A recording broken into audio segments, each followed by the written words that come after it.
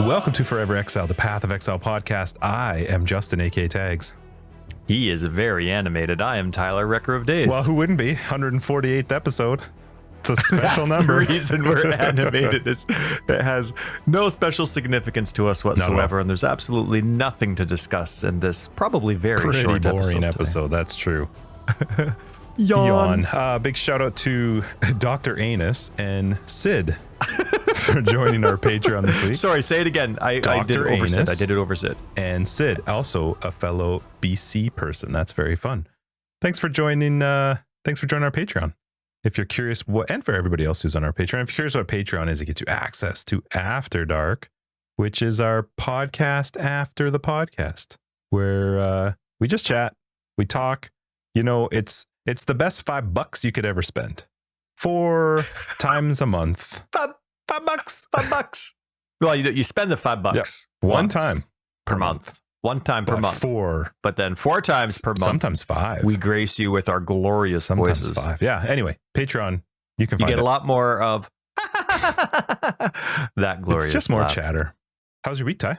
Well, the other day, you know, sometimes as a parent, you're doing like your easy dinners based on your day or you're lazy or whatever. And then there's some days where you feel really guilty. So you got to do like a fancier dinner and all that kind of stuff. So anyway, sometimes, you know, the fancy dinners don't have to take a lot of effort. Sometimes they do. I was planning on doing a nice dinner the other day. You know, some nice fish, quinoa, chop some stuff up, stir some things up, make a nice cauliflower sauce with it, which actually tastes good. Okay, all you like cauliflower sauce. It's Cauliflower's good. Okay, my wife loves it when I make it. But anyway, it takes, you know, about, I don't know, I'd start making it about 3:30 for a 5 o'clock dinner. Anyway, I'm going to do that the other day. And then all of a sudden, ding, ding, I get a little tweet, and the Lake of Kalandra dev manifesto comes out. So I'm like, well, we're having chicken strips. I sit down, start scrolling Kids still through love it, chicken reading it strips. word for word. Oh, yeah, they do. They were very happy I'm with sure. that. So GGG, my children are thanking you because they cry every time I make some sort of fish or pasta with awesome. cauliflower sauce. They literally do. They absolutely hate it. My son always says, my day is ruined. That's awesome. So, yeah. But I know the food's good if my wife likes it because she's pretty snooty when it comes to food. But that was it. Because, you know, Dev Manifesto. How about you? How was your week? You had a big week. It was fine. We went away for a little bit. It was fine. It was fine. We went across the border down to the US of A. And it didn't go great right off the bat because as I was crossing the border and telling the guy where we were going, as I was speaking the words to him at the border, I realized I forgot the key to the house that we were going to across the border, to the cabin that we were going to. Oh, and coming back to Canada is not a simple task. It as it used to be. We have a ArriveCan app you got to fill out, and it takes longer to get across the border. And at that point, there was already actually, and we went early in the morning. There was a lineup of cars coming back into Canada. So yeah, I had to call my. That's right. It was a long weekend. We went on the and you were Tuesday. leaving. We went on the Tuesday, so Monday was the end of the long okay. weekend. So we thought we'd be fine. And getting into the States was super smooth. It always is. It's typically much easier right now through COVID to get into the States than it is to come back into Canada. And what is that? A bowling ball candle? Yeah, fine. Yeah. Move on. You're holding up the line. So I pulled over and had to call my father-in-law, get him to drive to my house. I used my phone to open the garage and unlock the house. He came into the house, found the key for me. He drove down to the border, and then I had to walk up the border, meet him to get the key, and then come back and had the ArriveCan. And it was just, you know, it was like an hour and a half before we actually finally were able to leave. And then it was fine. The place is great. Lots of pools. Kids had a blast. Park.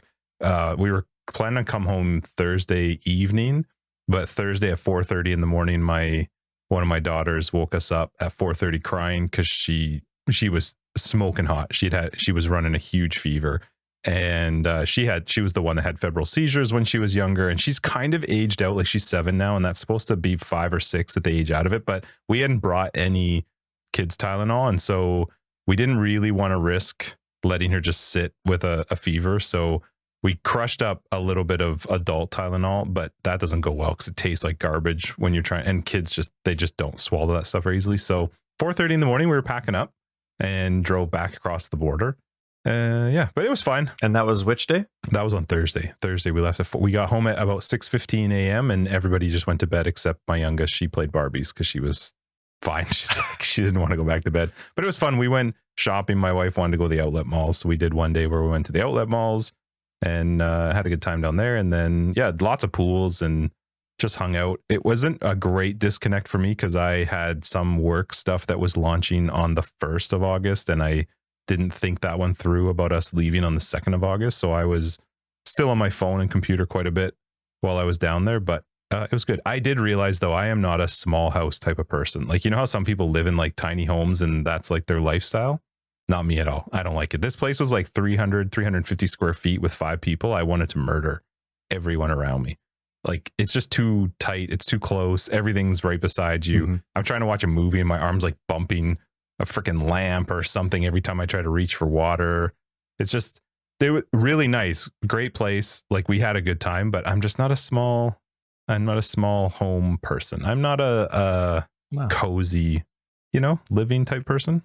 That's right. You need space for your 3D printer, your one wheel, and your shoe rack. My arms need to be able to go out like this and not touch a human.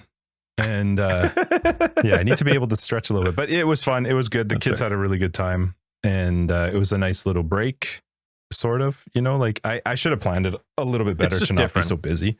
But it was awesome. And it was my mom's place, and she's got a golf cart. Like, they've got a newer golf cart. So the kids loved that. We would go on it. Oh, she lives on she has one of those places where it's kind of like it's big. It's like not a resort, but it's like an enclosed area where you use a golf cart to get around to the different amenities. That's right. You could. Some people just walk, but it's really, really large.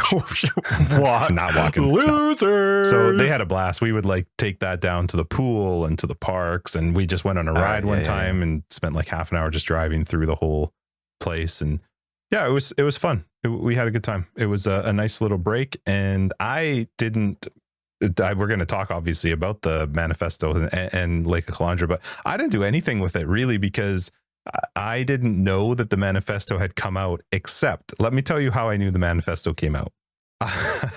I saw a lot of tweets and some YouTube suggestions that I was like, we're back at this again. It was just...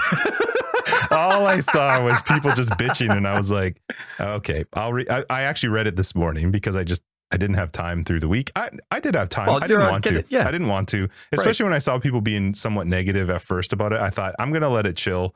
I'll read it later. It can't be that bad. And it isn't. It's just people, it's just the way that people sometimes get with when they're emotionally charged about the game. And that's not a bad thing. I think it's a good thing that people are so emotionally attached to the game, but I think sometimes people just need to take it in stride, guys. We still got a couple weeks. We still got patch notes. I thought the dev manifesto was, I always get curious why they do them, and I've joked about this in the past. I appreciate that they put information out, but I think sometimes they do it on purpose. I think they like to get the community charged up, whether it's for good or for bad, before a league, because it gets people talking about their game. And you know what? There's no such thing as bad press.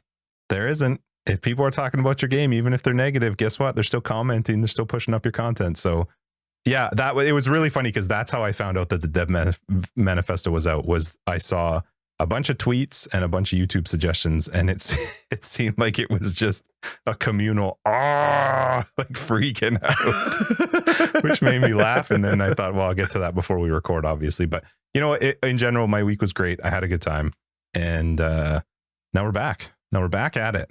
And world record, we're talking PoE 10 minutes pre-edit, 10 minutes into the show. So what else should we talk about then? There's got to be something else. What do people not like? The weather's nice. My cat's really comfy just above the ledge of my computer. Yeah, we had... Your shoes are blurry in the background. I got some new shoes. Sound blanket. I got some new shoes. Did you? While I was down across the border. Okay, let me tell you, just so that we can extend you're actually going to continue. Yeah. Okay, I thought we were actually just joking. Go ahead, sir. My wife loves purse shopping. I give her a hard time about it, but I can't really because I have a lot of shoes, but she likes purses. And she doesn't like cheap purses. And so when we go to some of the stores, she loves like Michael Kors, Coach, Kate Spade. And so we went to all of those and some other ones. I don't remember what they were called, but my daughters ended up getting coach purses. And I was like, when we were there, I said to my wife, I'm like, do you realize how ridiculous this is? But the funniest part, I'm such a sucker for my girls. Like I just can't, I'm so bad when they do something cute. I'm like, all right. And they would, they would put these purses on. And then like my 7-year-old, she will like pose, like she wanted to see how it looked in the mirror. She was trying different ones out and she would walk up to the mirror and do like a little turn, like to look into the mirror with it. But anyway, so they got coach purses, and my son actually got a coach wallet. It's the same one that I have. And I was like, why do you need that?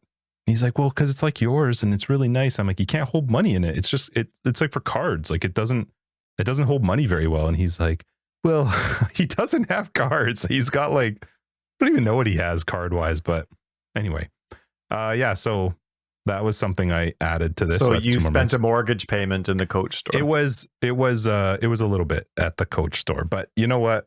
No, there's no justifying it. It was stupid because I came home and I'm like, why do I see 2 coach purses on the floor? Pick those things up. My girls are like taking them to the door to show off to people who were coming to the house and then just throwing them on the floor. I was like, I could have just bought you a freaking Walmart purse. I shouldn't have bought you a coach purse, but dollar store is just down the street. Yeah. But anyway, they're cute. They're fun. My wife loves it because they have matching purses. But I mean, granted, I have to say the purses I bought my girls are not even close to like the actual expensive purses. These are, I'm not going to go into prices, but they're like a quarter of the price of what like my wife's purses are. So they weren't like super fancy, expensive purses, but they're still more money than should have been spent on enough that you're not going to let them keep it on the floor. It's not going on the floor and it's going out with them every time they walk out. Yeah. You got to carry it and not lose it. But they're hilarious. They throw like their stupid like lip stuff into them and whatever. Of course. Yeah. So that's cute. There, I extended it by 3 minutes. Yeah, so now we're at 13 and a half unedited minutes. Yeah. It's probably still a world record. It is. How was your, what do you want to do, PoE week? I'll fly through it because there are 3 things that I quickly wanted to mention. I made a suggestion to PoE that they have to listen to. It was just about, you know how I've complained quite a lot about the brightness in the console version of the game? Okay. I have to there's no brightness setting in the game. We had this conversation last league because setting. I died to the the trap. Right. Yeah. And you were having a difficulty with your monitor as well. I don't know what happened with your monitor, but its brightness settings changed. And on console, like you actually have to change your TV settings to accommodate. That's the same for me. That makes no sense. I'd have to change the monitor. But it makes zero sense because you're changing it for one game when you watch like Netflix and a whole bunch of stuff on the same source. And how annoying to have a profile for Path of Exile and have to swap between them. Yeah. No, I agree. It's not, well, no, like I can't have a profile. Like I can only set it for my source, but I use my Xbox for everything. But you could have a profile. Like your TV does have profiles because you have the same TV as I do. But I'm saying that's a pain in the ass. Who would want to have to swap profiles anytime you're doing something? Like if I lived on my own, okay. But I live with a whole bunch of other people and maybe they want to do the same. Glowing white, eh? I know, you can't even see. You can only see the rings under my eyes. And your hair. And then my face. That's awesome. Well, we moved the desk back to the way that my wife likes it. So now the downstairs basement window is shining right on my face. Oh, no, it like emphasizes the baldness. It's awesome. It is. It's just eyes there's and no color. Hair. That's all I see. Right. It's too much exposure. Go for it. Sorry. Anyway, so I did that. Obviously they have to listen, right? So your suggestion was a slider or something, like a gamma slider? Some sort of brightness or gamma setting. I think that would be good. That we can slide back. Almost every game has it. Yeah. Yeah. And especially now that they're going to be, that they have, I mean, how long's console been out now? Like you're on TVs and monitors. So makes sense. I checked in the PoE 2 trailers, not all the gameplay content, but in the PoE 2 trailers for a crow or a raven. Why? Couldn't find one because there was a crow or a raven in the Lake of Kalandra teaser trailer. Okay. And I'm like, okay, well, that's got something to do with something, you know, it's a crow raven thing, right? So I'm like, okay, well, maybe there's a connection that I missed. Maybe there's like a crow flying around or somewhere. Couldn't find any. And long time ago, maybe 100 episodes ago, I don't know. I brought up in New Zealand, there was a penis painter in New Zealand that was spray painting penises around massive potholes. Okay. to like encourage throughout them the to country, fix just it? to like raise awareness. And, you know, he got in a little bit of trouble for it because of what he was doing. So anyway, he's back, but he's putting rubber duckies all over the roads instead of penises. And he says he can't get in trouble for that. But so anyway, New Zealand, hope your roads get fixed soon. Interesting. Because that penis painter, rubber ducky putter is getting international attention. So we wish you the best on your Good roads. luck. Anyway, that was my week. I noticed that this week. And I was hoping to get to the Dev Manifesto like in 2 seconds. So we're crushing it. There is actually one thing that I want to say before we get started. It's unrelated to everything, but the small announcement that GGG is still going to make. And so, you know, I just want to get in a couple things just in case it's like, oh my goodness, this happened. And I was like, oh, I was going to say that. I really wanted to happen. Then I never said it. PoE Mobile, I don't want it to be the way that it was when you played it. I've discovered what I love about mobile games now that I've been playing mobile games quite a lot for the last 2 years. I want it to be a very hands-free experience. You want a mobile game to be a hands-free experience? Yeah, because I use it and as it's working on the side while I'm doing chores. So it's like I check on it, I look at it, I can interact with it if I want. But for the most part, so what I you want to be like Fallout want, Shelter, like that style of game? No, that's way too hands-on. That is a very immersive game where you're constantly having to click. You can't just leave it. What is a mobile game where you don't to have to be hands-on? Did you know that Gems of War added an automated version where it'll play for you? You are open for something. My point is with PoE Mobile, and we'll get into this later because I want to talk about the Dev Manifesto, but PoE Mobile, I want it to be where your character picks up gear, it goes and it fights according to the skills and the weapons that you have. And then you just change the equipment or the skills and level it up as you see fit. But then it goes through a map or whatever on its own. So you can set it up. It does the map. It does the job for you. And then you set up the character, but it does the work. I think I can safely say that will not be 100% the announcement or ever a thing they do. I know. And I'm going to be quick. But the thing is I've been noticing anytime I'm doing something hands-on, I'm playing the console. I'm actually playing. I'm sitting down to play on the computer or that. So the mobile game needs to be something different. For me, the only time I touch mobile games is when I'm multitasking. So anyway, this week in PoE stuff happened. Maybe right? Divination card story. Can I not respond to it? No, we're done. That's maybe you won't play PoE Mobile then. I mean, the game. I'm probably not going to. Made to be like the actual game. Yeah. So I'm not going to play it. It's not going to be for me. I think you which will. I'm going to be quite disappointed about. I think you still will. Well, you're pooping. Well, I'll try it. No. Yep. I'm a quick one. I don't stay there forever. I don't have time for this. You don't have to worry about leveling this up. This place doesn't have magazines by our little that's so station. Gross. I don't Thank goodness that's not a thing anymore. Picking up a magazine that everybody else was touching. Splashing on. What do we got this week in PoE? Yeah, okay. A rebirth and renewal div card. Cool. Got a little story and background there, which is pretty neat. They're a minion lover, so whoop whoop for that. Kyrix False Pass is ending soon. Oh man, Portals went on sale. Oh, did they? Cool. Didn't buy any, but gosh, I really wanted to. So bad, I really wanted to. You know, sometimes when you look at your bank account, you probably never look at your bank account, but you know, sometimes when you look at your bank account and it's like a little bit more than you thought it would be, and you're like, oh, sweet, right? I'll buy a Portal. This, you know, I'll buy a Porsche. But then sometimes you look at your bank account and you're like, oh my goodness, I had no idea it was that low. And then so it's like you feel you don't want to spend anything for however long weeks or whatever. So anyway, that was this week. So right when the Portal sale comes on, I'm like, oh, bank account's lower than I really wanted it to be. You're going to buy the Portals, put it on random, and still get the stupid pink one. I know, right? The stupid Twitch one. Please give us the option to block certain Portals, GG. Yeah. Last week, I forgot to mention, and I absolutely love this quote.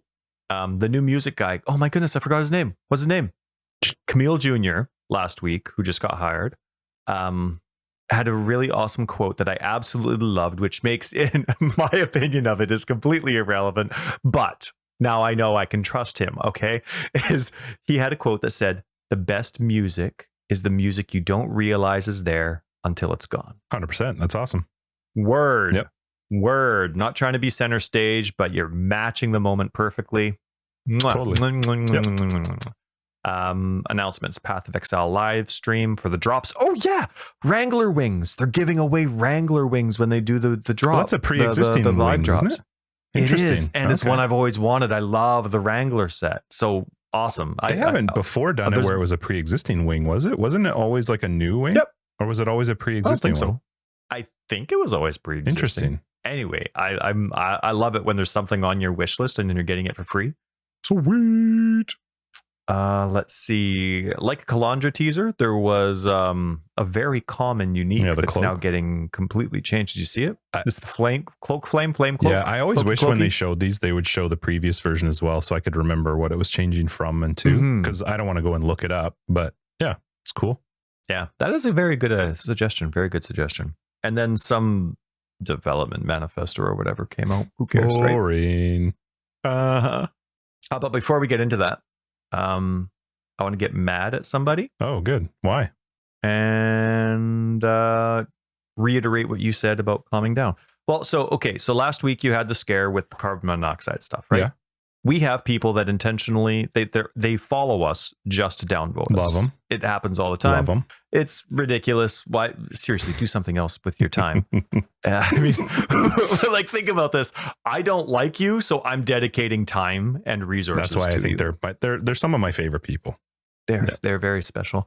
Anyway, somebody on Reddit said, just paraphrasing what they said because I didn't. Just glad you guys are okay. Referencing, your near scare with carbon monoxide. Okay, yeah, I saw some people. Glad you're okay. That's awesome. Glad you're doing okay. That's just glad you're safe. Okay, I'm really glad you made it out. Yeah, and it gets downvoted a ton. Now I'm not talking a ton really? like -30, but it does. It gets downvoted. Like it got down to -4 at one point.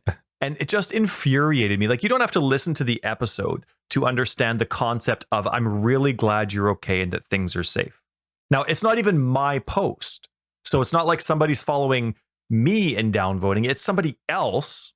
And they're just like, bam, bam, bam. And I just like, you have to be a complete loser to just see that and actually wish poorly on somebody. Yeah, that's silly. You don't have to know what the circumstance was. So I really hope for their sake that they grow up before the world, before a circumstance comes into their life that smacks them across the face, whether it's they hurt somebody else or somebody else gets hurt or whatever it is.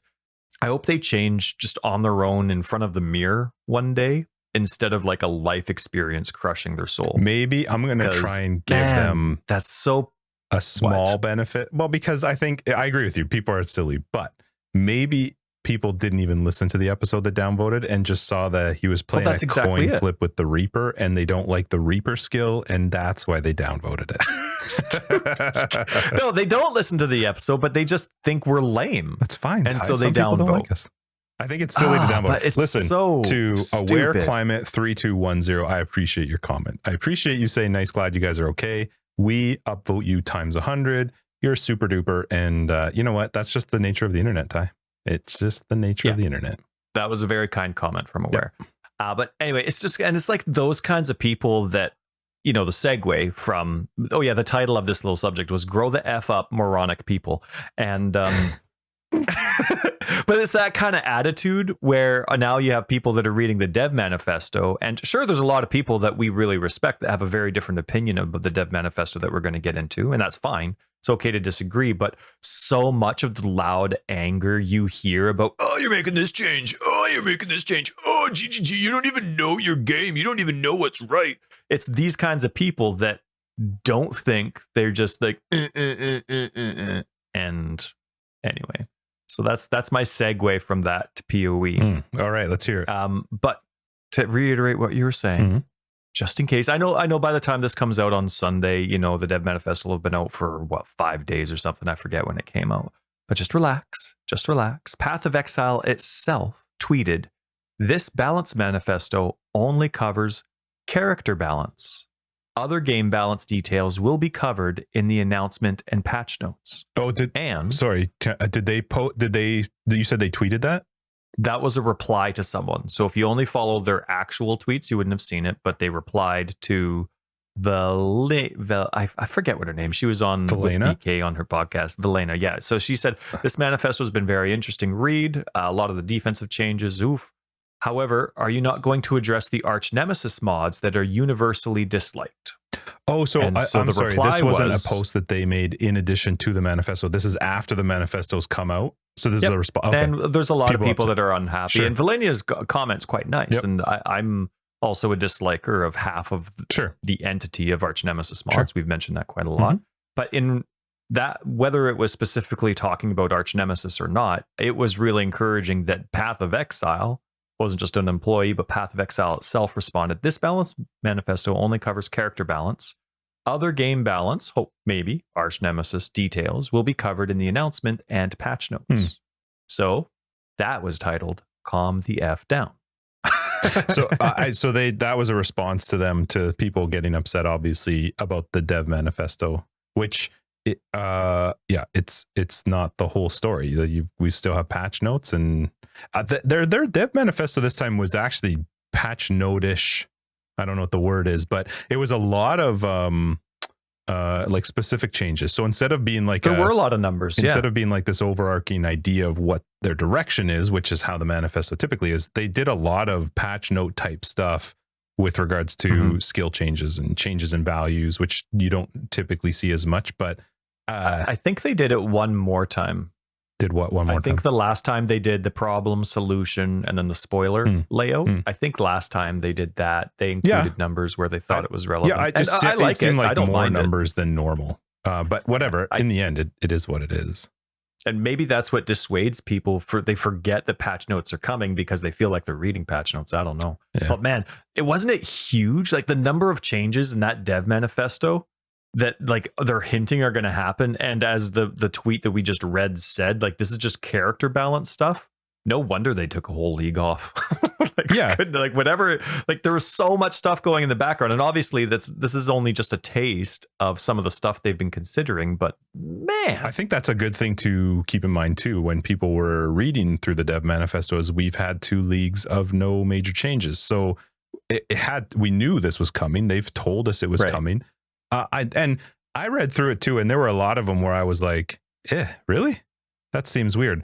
But it's so hard to get a full understanding of where their direction is when we still don't see the patch notes. We don't see, like, this felt very, obviously we're going to go through it, but it did feel very nerf heavy. It felt very, I know that there are adjustments and changes, but it did feel as I was reading it that it was a lot of taking things away without anything really being brought in to replace it or make up for it. That's how it felt reading it. But I also really read it with the understanding that there's still a patch note and we have no idea what's being added, what additional changes are being made. But I did read through this, a lot of it, and felt like a lot of it was taking stuff away from ways of playing certain types of defenses without anything coming in to replace totally different.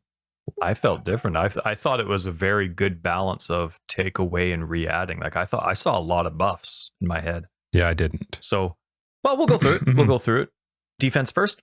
You start off wherever you want. Start at the top. All right. Well, I'll go in order of their subheadings. Sure. So defense, just to quote the beginning part, so we're all on the same page. The substantial changes to character defenses contained in the 3.16 expansion had the desired effect of encouraging players to invest more heavily in character defenses besides simply life stacking. So we're happy with this direction, but we'll be making further changes aimed at making some of the most powerful defensive layers require more investment and improving diversity with defensive options. So that all sounds good, but those changes we knew were coming. We are making a set of changes with this goal in mind for 3.19, but are also considering future changes for future expansions and redefining stuff based on discussions and your feedback. So spell suppression. So I'm only going to talk about the stuff that interested me. There's so much stuff here, but there's a lot of mechanics that I've never bothered playing with or haven't interested me. Maybe I will in the future, but just for the sake of time, so it's not an 8-hour episode, I'm just going to bring up the stuff that I'm quite interested in. And spell suppression is the first one for that. And I like the idea that it's not something that, or I guess it gave the impression that spell suppression or defensive layers in general, you shouldn't or you can't, like there's no space in the game for you to have every defensive layer. It's based on where you're starting or where you're going on the tree. You're having to pick between a couple defensive layers and then go for offense. You can't just do all defensive layers and that's how you survive in the game. And so I like that. And that was kind of hinted at with what the spell suppression changes are going to be. It's supposed to be an east side of the tree option. What's up, east side? And they increased those tree values a lot for spell suppression on that side, but as a result, they decreased the values on items. I like that. Yeah, I mean, it was definitely a little bit too easy to get 100% spell suppression. So I like that they're putting a bigger benefit into the tree. I think that's really good. The changes they made, I'm fine with all of them. Well, when I mentioned that it felt like they were just taking a lot away, I'm not saying that in a bad way, because I don't know what it's going to be like till we play it. This one to me totally made sense. It was very, very simple. Not very simple, but it was easy enough, regardless of where you were on the tree, to pull off the 25 or the 100% spell suppression. So I like that it's a little bit more, tree centric than it is item centric. So yeah, I like that. I think that's good. So I think that one's fine. The Arctic armor one, I think I saw you had notes on this one. I don't know. I'm not sure. It's so hard when you read that to know how that's going to play out. I always used to like Arctic armor, mostly because it was the easiest way for you to follow me around. That was exactly what I was going to say. I love Arctic armor because you would use it and it would be a way for me to know who I couldn't see on my screen to know where you were. And I knew I was just out of flask range. If the Arctic armor trail was expiring as I was getting to it, then I knew I wasn't getting my flask. I just don't like stuff that's benefited from standing still. I know that it's a big part of the game, but I don't want to try and play around something. It's a lot of the Pantheons are the same way. Like this is what happens when you're not moving versus when you are moving. I don't really know how often I'm considered not moving, and I don't know. It's too. I'm not a big fan of that type of skill, and they're putting much more emphasis now onto that, where it's going to be a bigger buff when you are standing still. But we'll see. Well, those just aren't the skills that you like. Like for me, stationary is something that I like. Like I don't like buffs or debuffs, whatever they are, that are circumstantial. But to me, stationary with the skills I like isn't really one of those circumstantial things. For example, I love Incinerate with Righteous Fire, and Incinerate's like you have to do that damage. You have to stand still, and you're standing and standing. Sure. And I just like being a tank, and I'm there the whole time, and I know what I'm getting. So in that circumstance, I love that kind of stuff. And so anyway, with Arctic armor, they substantially increase the amount of damage reduction while standing still. And they'll continue to explore more defensive options for characters for standing still in the future, which I do like. And Arctic armor did get a very big buff. I think they doubled the amount of damage reduction you're getting almost. I think it's up to 24% now. I forgot to write it down. It goes up to 11 to 20% less. Well, so it's kind of weird because it's 11 to 21% less physical damage from hits when stationary, and 11 to 20% less fire damage from hits while stationary. Previously, that was 8 to 12. So it is a big buff. It's just it's always one that interested me, but I still never get around to it. It's one of those where, like, especially now, we're going to get into the mana reservation stuff, but even when mana reservation was generous, I'm still squeezing in something else instead of Arctic armor. It was never, Arctic armor to me was like, I got space, nothing else works, so what do we have? Okay, I can choose between this. Okay, let's go Arctic armor. Yep. So, and with the higher amount, you might be more inclined to lean towards it. With that higher, up to 21% less physical damage taken, I'd still think there's probably better options, but it's at least an option, and they've made the number higher. Were you going to say anything else about Arctic armor? Because I was just this. You really got to buff stationary a lot, because stationary really gets rid of like clear speed, right? You know what I mean? That's my problem with it, is I don't actually want to be stationary that often unless I'm maybe fighting. Maybe if you were playing a bossing build where you're an aura swapper, so you can like turn on Arctic armor just for the boss. I mean, that'd be what an annoying thing to do, but like the next one that they talked about was Flesh and Stone, which I remember using Flesh and Stone so much in past leagues when it was relatively newer, and they kind of adjusted it to make it a little bit better, but in my head I was kind of like, well, that it's not worth the 25% mana reservation. Why not just decrease the mana reservation a little bit instead of trying to, so you take 11 to 15% less damage from attacks now instead of 9 to 11%. So you're getting at the top end of 4% less damage from attacks still. It's still too 25%. How many times are you dictating if the enemies have attacks or spells and aren't nearby? Well, again, I don't know what that means. Like, how close does a nearby have to be? Let me get my calculator out. I will be with you in an hour. That's right. Yep. Defiance Banner was the next one that stood out, and I heard a lot of people complaining about this one, and I guess it makes sense I can see why anybody would complain about anything, but I love this change. It, like, they explained it perfectly. You shouldn't be able to get, with 0 investment into armor and evasion, you shouldn't be able to get the numbers that you were getting. And Defiance Banner was an extremely, very powerful way to get those numbers for such small mana reservation. Yeah. So they dramatically decreased, they basically cut in half the amount of armor and evasion you get from it, but they really increased the reduction to critical strike chance from enemies. Yeah. Like, that's a huge defensive perk, and that's still very HC viable, but now you actually have to invest in armor and evasion or evasion to use it. Like, that's still going to be I'm still going to keep Defiance Banner on the builds that I've been using, because that so the build went from 29% reduced critical strike chance to now a 40% reduced critical strike chance, or enemies around you having. So 40%. That is crazy. And you're still getting a 24% increased armor and evasion. Yeah, but you have to remember. So, I mean, you can certainly understand why people would be upset, because it's a pretty big cut to a skill that 90% of players were using. And you're losing over half of the armor and evasion to gain 11% increased reduced critical strike. So I'm not saying that I'm not saying that it wasn't warranted, but I can certainly see why people would be bothered by it, because it's taking. You are right. It probably was too strong for how low of an investment it was, but I can certainly see why people would be concerned, because, and we've talked about this before, and it goes a little bit into the rest of the manifesto too.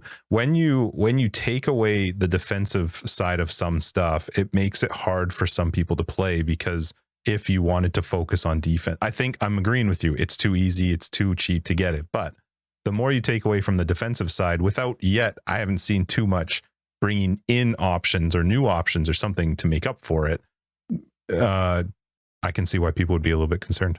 Sure. But they showed all the gem changes. As far as I know, like, there's no reason to say these are character balance changes and so show some gem changes and not others. As far as I know, these are the gem changes that they're going to do. I would imagine there's more. Right. Well, but here's the thing. They talked about defense. They talked about the gems that are, and the keystones that are changing for this, and they changed Defiance Banner. They didn't change Grace. Mm-hmm. They didn't change Determination so far. Yeah. And what would you rather have them change? No, I agree. Right? Like, this is, so now you still have, like, okay, it's costing 50% mana reservation, but I get flat armor and increased armor with Determination. Same with Grace. Like, that's huge. I would much rather them change Defiance Banner than Grace or Determination. And you're getting an increase in critical strike chance reduction from enemy. I didn't word it right, but you know what I mean. Like, you get better protection from critical strikes in general. So I really like the change, because we knew a defensive. We thought it was going to be Determination and Grace, and instead it's Defiance Banner. I'm all in. I don't think we've seen all of the changes to skills, but I would be surprised for them to talk about this if they were also nerfing Determination and Grace. I agree. Yep. This, gives me the impression that these are the skills that are changed. Maybe on the defensive side, sure. Yep. Yeah. Blind. I've never bothered playing with Blind. Have you? Yep. They changed it. I have. Yep. Okay. You're gonna care about it now that it's a little bit stronger? Nope. Easier to invest in? Nope. Right now. I was surprised that I heard a lot of complaining around Mind Over Matter. It just got a big buff. Oh, hold on. Before we jump down to that one. Sure. There were just a couple others. So the Grasping Mail change, which is the 100% increased global defense on the chest, dropping that down to 50%. That I'm actually kind of curious to see how that plays out, because that was a direction a lot of people went, especially hardcore, because you got a ton of defense out of that. They talk about it as a single mod slot, but I don't know. Like, that's the chest. It's not a single mod slot. Like, that's the roll on the chest. So, to drop that down by half. So taking it from 100% increased global defense to only 50% increased global defense, that one's going to hurt. And then the other one that was also in that same one is that they're getting rid of the Gravicious Veiled modifier, where you're getting ES Oh, right. I did. Yeah. Yeah. So you're getting energy shield based on life. And I think it's entirely removing it. So that just doesn't exist anymore. And now it's going to be a percentage of physical damage taken as fire and lightning damage. No way does that make up for losing that one. No. Granted, I will say that veiled modifier is definitely an end game modifier. That's something that you're sort of aspiring to get on a really high level chess piece. But yeah, I don't know. I love that modifier, but I was very surprised at its power. I put that on my zombie character. I have like incidental investment to ES, maybe 30, 50%, something like that. It was just pure life and then other types of defenses. And I have that modifier on my chess piece for my zombie build, and I go from 100 ES to 1400 ES. Yeah. Like it's crazy. I got a free 1400 life per se in my health pool, and it doesn't even need a flask. The thing that I like about that stuff, though, is that it's chase stuff. You have to unlock it through betrayal. You still have to craft it. They could have just made the craft cost a little bit higher. Like I just don't know that it replacing. So it's 12 to 14% of max life as ES. Now is 8 to 9% of physical damage from hits taken as fire, and 8 to 9% of physical damage from hits taken as lightning. My personal feeling is that definitely does not. They're not on the same level as each other, and obviously that probably wasn't their goal, was to make them on the same level. But that seemed a little bit harsh to just completely remove it, or maybe why not even decrease it? So if you didn't like decrease it, or make it cost an X or two on the crafting bench. Yeah, I don't remember what I like it, and I thought it was very creative. There's a notable on the tree that's like it. That's in the northeast. It's a cluster that does small amounts of life, a little bit more ES, and then that notable in there gives you 3% of maximum life. Yeah, but even on like a 5,000 character, that's like you're looking at a couple hundred ES. You're like, yeah, maybe like I said, maybe had they like halved it or something instead of just completely removing it. But it's not the end of the world. It's just that was kind of a fun thing to chase. It was in betrayal and to try and unlock that craft. So it's kind of too bad, because this to me is not the same level. I hate. It's not that I hate, but stuff that's like physical damage from hits taken as something. Okay, well, how often am I hit versus being, like it's dots that kill me, right? Like it doesn't help me across everything. Whereas more energy shield helps me with everything except chaos. So I don't know. Anyway, we'll see how it goes. In Mind Over Matter, I saw that one too. That was interesting. Yeah, and now this is just the beginning of the first step. They know that it needs a little more attention, just like offensive mana archetypes or archetypes. Whatever you say, whatever you want. All right. Well, yeah, you wouldn't let me say chieftain the way I wanted to. What's wrong? So anyway, well, there's only one way to say archetypes too. I just don't know which one it is. Anyway, so as a first step, they've increased the amount of damage taken from mana before life. So it's now 40%, used to be 30. Mm-hmm. And some items can no longer roll damage taken from mana before life. So they're kind of like focusing more on the tree, but they said more is coming for that. So that's exciting, because offensive mana builds are a very cool play style that I've never given a shot, but there's so much to it, even if you're just using it for defensive purposes. So I quite like it. I like the change for the Mind Over Matter keystone. I don't totally like all the other changes that came with it, though, because you could easily get 40% before. You'd have the 30 from Mind Over Matter keystone, and then using some of the other methods that they've taken away, increase that. So now they basically capped you at the 40%, which is, Mind Over Matter is a really fun way to play the game, but I'm not sure having just the keystone as the only way. I know they said this is the first step, so there's other stuff coming to improve it, which will be great, but it's weird to take it all away from, like, they took it away from even the unique body armor. So you literally can't do anything now to increase that 40% of damage taken. Well, the hero, it is a lot more limited. The Hierophant has something in there too, unless that's old and has already been removed. But the Hierophant has something in there. But yeah, excited to see what they do after this to help those mana builds out more. Fortification. Why isn't anybody freaking out about this in a good way? This is fantastic. It's easier to get. It lasts longer. It's based on damage dealt, which I guess always has been, but hopefully that's accumulative, not like just counting each hit individually and then the calculation starts over, because Be nice for Fortification to stack nicely for faster attack speed characters as opposed to slow hitting characters. So I don't know based on damage dealt if that's a cumulative or not, but hopefully it is. But yeah, just a pure buff. Get it way easier and it lasts longer. And they didn't say anything about changing too many of those clusters about Fortification too. Yeah, there were a couple notes about it, but you're supposed to get it now twice as fast, so or twice as many stacks. So we'll see. The increase in duration from 5 to 6 is probably nice. I haven't played an attack build with Fortification in quite a while, so yeah, it's been since they changed it. I haven't even played it with the stackable version. Minion changes time. Minion changes. Yeah, just Craig, can I just say overall decreasing life? What? That was as soon as I read that, I was like, no, that's a spelling mistake. Come on, you can't actually be. I mean, they did say not as much in the beginning. It will scale.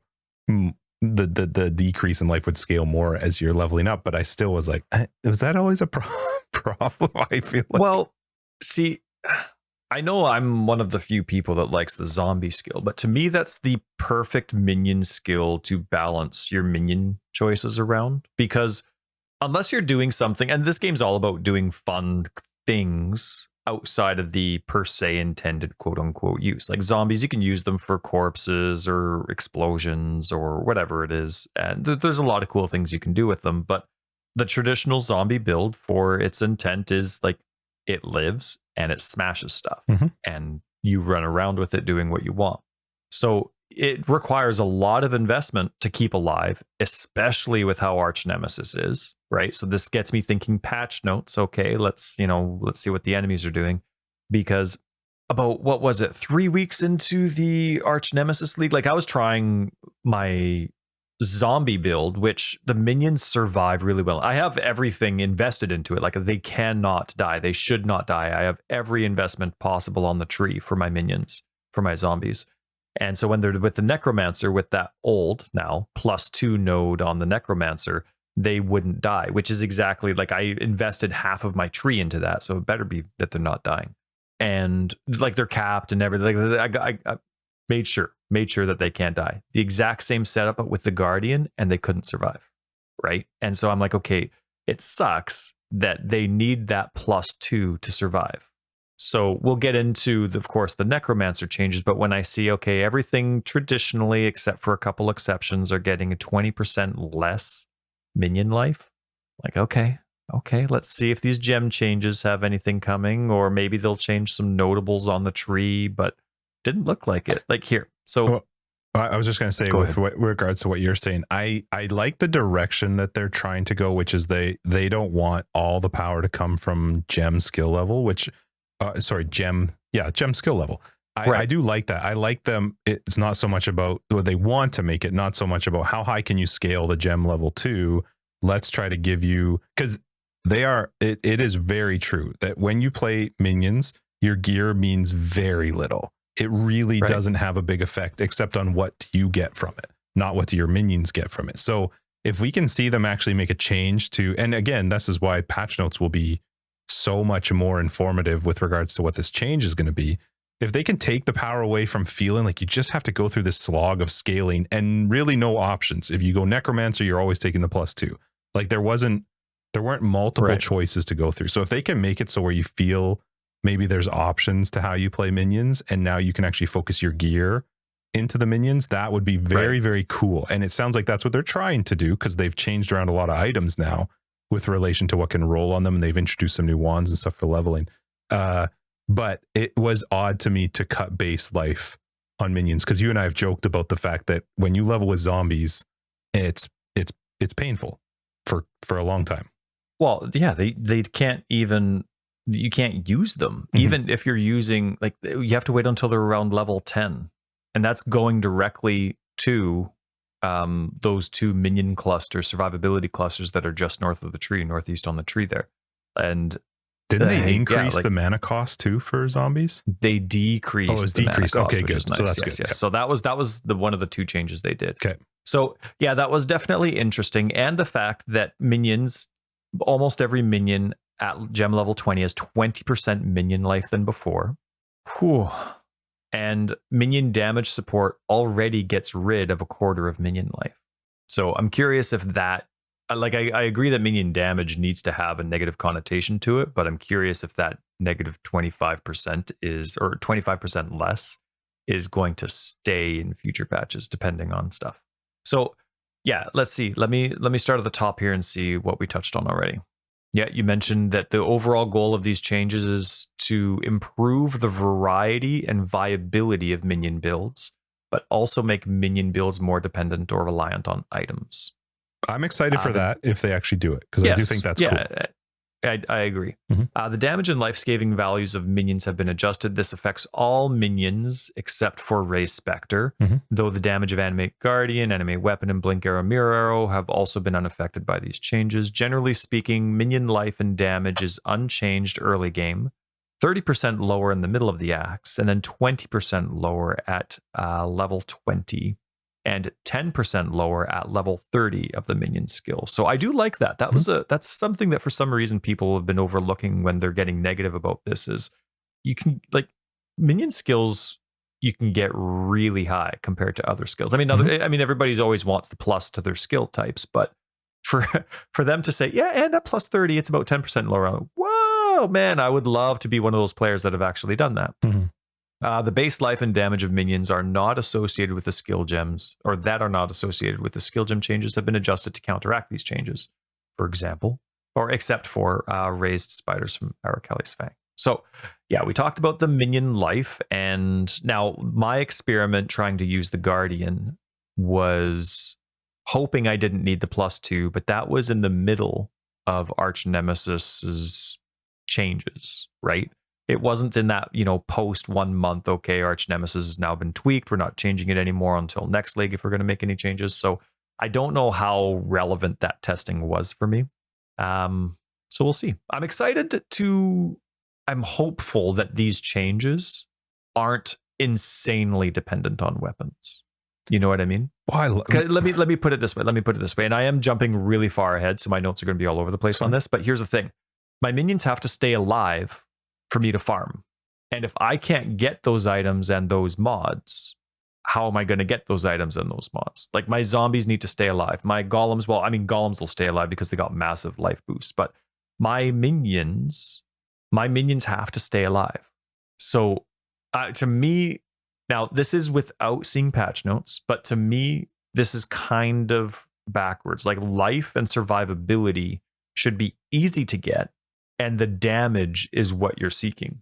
To me, that makes more sense, because now I can at least play. I can whittle enemies away, but my minions have to stay alive. That's the whole point, right? Especially like with the zombie build where you're at like +8, 9, 10 zombies, and you're like, I really hope that's not why they decreased the zombie cost of the zombie mana cost. I think one of the things that will be interesting to see, because they didn't specifically state when these things would start dropping, but by introducing a new ring type, by changing 3 of the spirit shields to have minion damage implicits, I think those are really cool changes. Is that what they said? I really couldn't quite understand that. They've added the new ring base type, which is Bone Ring, which is going to have an implicit minion elemental resistance. So it's fine, but it can roll minion modifiers, which is awesome. Well, it's unfortunate when they don't tell you, though, what is the item level going to start dropping, because if these are item level 65 rings, that sucks. That's not a good change, right? Then they've changed Bone Ivory and Fossilized Spirit Shields will now have minion deal increased damage implicit modifier. It used to be spell damage, so those 3 yeah, so the Bone, the Ivory, and the Fossilized Spirit Shields will now have, instead of spell damage as their implicit, it will be minions deal increased damage, which is really great. And those awesome. 3 Spirit Shields can roll minion modifiers. So those things I think will make it. And then the other 2 really cool ones is that they added 2 new wands, Calling Wand and Convening Wand. I can only imagine. Oh, yes, as base types are level 20 and 50 equivalents of the Convoking Wand. So you're going to see those as you're leveling. Again, you basically get a Convoking Wand starting at level 20. So that'll be kind of fun, as long as, like I said, as long as they don't make Bone Ring some equivalent to, like, the stupid Atlas base drops. Yeah, I hope it's not, because that would be really too bad. Maybe without knowing, because if you can get the one of the spirit shields early, because those ones do drop earlier as well, and roll some minion modifiers on it. It gives you the wand, gives you the shield, maybe potentially a ring. And now they've added, I don't know again what they've done though with regards to helmets, because the helmets can't roll 1 to 3, they can only roll 1 to 2 of all minion skills though. That's a, like, when I read that I was like, the first sentence was helmets can no longer roll 1 to 3 level of socketed minion gems. Ouch, that hurts. But instead they can now roll 1 to 2 to level of all minion skills, which means is now way stronger. It's tough. It's a really, really good change, because that means you're not forced to socket something into your helmet. You're losing out on 1 level essentially, right? You're not getting the +3, but that's only to your helmet socketed one. So I think it's going to be I think the leveling might be kind of fun. I think the big difference is going to be, how does that decrease in life though affect your process of getting to level 20 like you're talking about? Right. Because you need to get to that level to start seeing some of these new wands. I don't remember what the level is for those particular shields to drop, but then also who knows when the bone ring will kick in. So it's just going to be how. Well, those are all the same. It's like the convoking wand layer. It's the same with the spirit shield one. Those 3, they're all bone, the same. ivory, and fossilized. Is that 20, 50, 65 roughly? I think so. Something like that. I don't know what they are, but yeah. So it's just the process of actually getting to that point. But it'll be interesting to see. I like that they're making it feel like you can do something with your gear when you're playing minions, but it is a massive shift in how a minion player changes, because we haven't seen changes to the minions for like an actual change forever. Like an actual change to how you play them is what I mean. So some of the wand modifiers have now been changed, and maybe I misread it. Maybe, hopefully, it's on all these minion items, not just the wands. But some of the wand modifiers now have more common minion rolls. They've increased the chance of them rolling, which to me is important, because so many convoking wands. How many times have you had a convoking wand and it just drops normal? Like it just, you'll have your, I don't know, 50, 60 mods that it can roll, and then there's 9 minion ones that can show up. And how many times do you have to re-roll that over and over just to see one minion mod? And it's like a low tier when you're like, oh crap. So what they said for that specifically is, with regards to those 3 wands, some of the new minion related modifiers are added to the available pools for those wands, and some of the existing modifiers have been made more common. So ones that you used to see are made more common. For leveling, especially now, again, this is all without patch notes. This is all just based on assumption. But for leveling and the requirement for survivability, you have resists that were taken away in a cluster for minion resists. Wow, let's go for it. Minion resists, right? And now you have a ring that has an implicit for resist. I hope that ring isn't required for capping. Hopefully it's just one of the many options, because now I have less resist for my minions as I'm leveling. That's what the tree gives me, right? So I hope I don't need this bone armor item, but then also, or the bone ring. But though I do like it, but then do I actually need to have 2 wands to cap my zombies resists? You know what I mean? Because it doesn't say the shields are getting these new common increased rolls for common modifiers. Well, it just says it can roll minion related modifiers. So for the shields, right? So hopefully minion mods on these minion items are common on all items, not just the wands. That's it. So let's see. Let me go up to the top so I don't forget or skip anything. Ray Spectre skill has been lowered. At level 20, it is now monster level 70 as opposed to 72. See how that works out. Let's see. The new ring. Yeah. Hopefully survivability is fine throughout the leveling process in white maps. Hopefully it's not too dependent. I still really hope that the tree, like, to me, the tree is how you level, and then items are how you progress in maps. Like, that's your end game goal. So hopefully there's a good balance between items, minion mods, and the tree. Really looking forward to seeing any tree changes that they have here. Let's see, the new 2 wand base types you mentioned. Helmets. Yes, you mentioned this while you were on there, that the helmets can't roll for the +1 to 3 for socketed minion gems, but now they're +1 to 2 for all. And like you said, that is absolutely amazing. It makes the build so much stronger, because even if you're doing a build where you only have 1 or 2 minion based gems, it's still such an improvement to that second gem. I mean, offering skills are minion tag, right? That increases stuff like bone armor, right, from the necromancer ascendancy. It increases so much stuff now that it's not about something that's socketed. It's so nice. So anyway, I really, really like that. But I think the one thing that I think is the vendor recipe for a +1 to a socketed so it's a vendor recipe. It's not just an enchant, right? Or an implicit. The vendor recipe for a helmet with a +1 minion gem modifier has been replaced with a new recipe. Happy hunting. Can't wait for that one. That one's going to be awesome. But a vendor recipe for a +1 socketed minion modifier. So you can still get that +1. So you can still actually get +3 if you wanted to have that 4 link in your helmet. So love that. Oh, and they added the ability to have +2 to the level of socketed minion gems as a corruption for helmets, body armors, gloves, and boots as a corrupted implicit. So that's going to be a lot of fun fishing, valing a whole bunch of items there, hopefully. And ghastly jewels, sorry, not Gazzy. Ghastly jewels have had their modifier pools updated since that's very minion heavy as well. So I'm really excited about that. That makes Abyss really tempting all over again for me. Let's see. Oh, right. So here are the 2 clusters that I was talking about. There are 3 clusters that I'm going to bring up, but the 2 of them. So the Grave Intentions cluster, they now provide minions have increased life instead of 10% increased elemental resistances. And those are the travel nodes in there. So there's a whole, what was that, 20%? I think it was 20 or 30% to all elemental resistances are gone. So yikes. But you're picking up 24% increased max life. Yeah. The resists are huge though. So hopefully there's a good balance coming forward with the patch notes and how the game progresses and the new modifiers re-rolling, because that's a big one. And then they also got rid of 15% maximum life on the notable for the cluster that's above it. I forget what it's called. But anyway, in terms of the minion rebalances in general, it all makes perfect sense. Oh, go ahead. No, I was just going to say, because you probably care more about these minion changes than I do.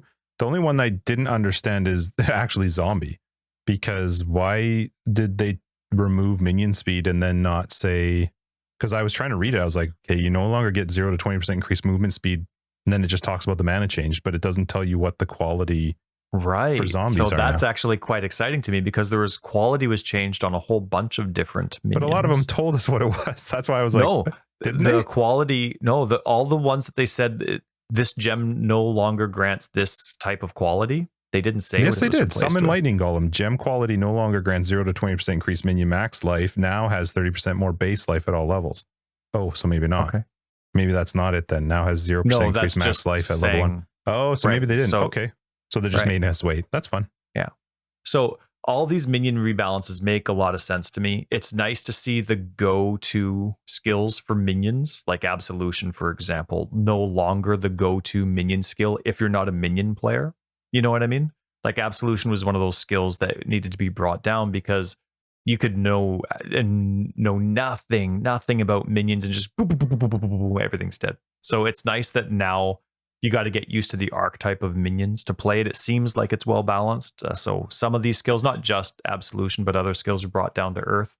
And I love the idea, like you said, of where this is going. Herald of Purity was a skill that got changed, and it now that interests me. It's always interested me. I quite like it, especially for the reservation quality that it deals. And Sentinel of Purity now deals approximately 15% more damage at all levels.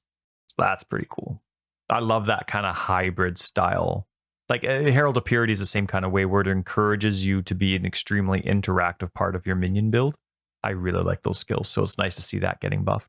What else? I'm a huge lover of Summon Phantasm support, and when I saw that it was getting changed, I'm like, oh, no, don't touch it, don't touch it, don't touch it, don't touch it, don't touch it. And it got buffed, so I'm so happy. It now deals approximately 20% more damage at all minion levels, and they increase its spawn rate when you're fighting rare unique enemies.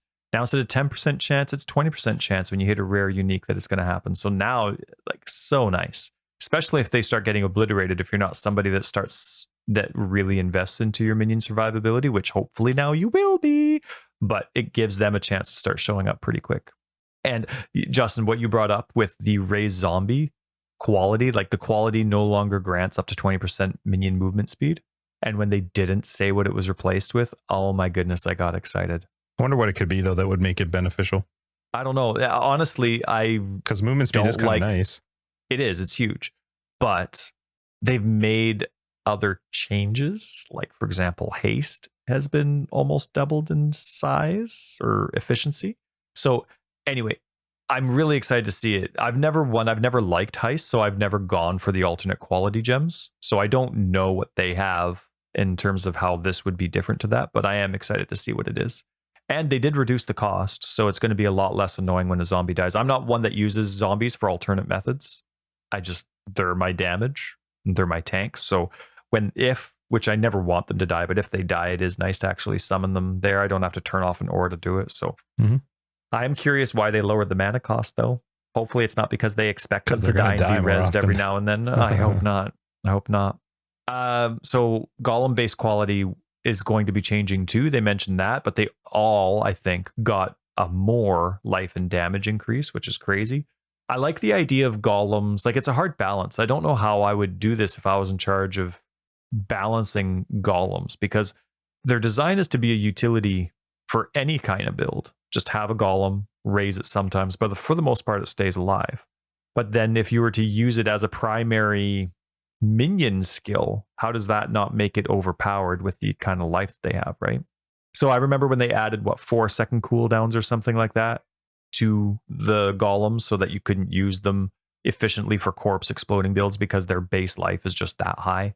So anyway, it's a hard change, but it was nice to see them here because hopefully it's something where a raider doesn't have to care about investing in it. They only have to res it once or twice in a map.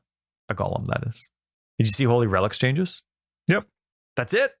Dude, I don't play it that often. Awesome. Look, the Relics Nova spell now has 250% effect added damage. 250. It used to be 150. Yeah. Well, 146. Oh, shut up. And it now grants approximately 50% more life regen to the allies and minions at all levels too. So just slap it on. Why not? Right? A golem, minion life, and summon Holy Relic, and you're staying alive. You can't die. Impossible. Who needs investment into survivability when you have a stone golem and a Holy Relic? Anyway, I thought that was really exciting for me for sure. I saw SRS on there, and I had the exact same feeling as Summon Phantasms. When I saw SRS, I'm like, oh, no. I already can't do damage with it. No! And it got beefy. It finally got rid of all that 15, 30. Remember, what was it? It was like, it used to be 50% less added damage way back in the day.